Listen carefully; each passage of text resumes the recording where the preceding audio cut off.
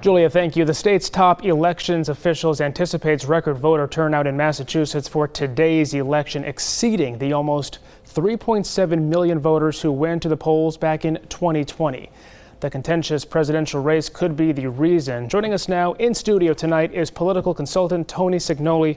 Tony, as always, thank you for being with us, especially tonight. Absolutely, Nick.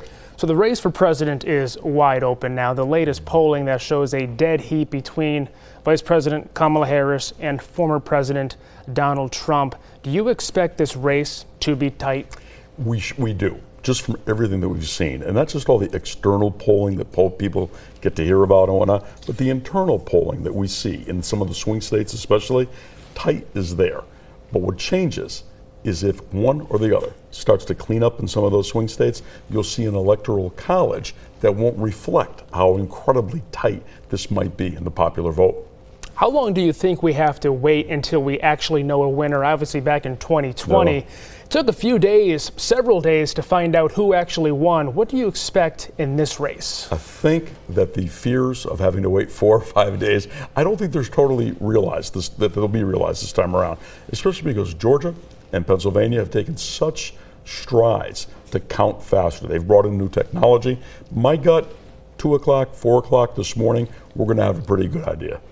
Out in the polls today, obviously, a lot of people voting. A lot of people also voted in person, early voting, mail-in ballots as well. Do you see more people possibly voting in this election than compared to 2020? I do. And nationally, and certainly here in Massachusetts, we've already heard that report just a little earlier here today about how Massachusetts really turning out. But it's literally national right now. There are folks lined up around the block in Philadelphia, in Pittsburgh, in Milwaukee, et al. It's stunning to me. It really is. And even in states that aren't swing states, where it's almost a foregone conclusion, you know, which of the candidates is going to run away with it in that particular state, people still want their voice heard.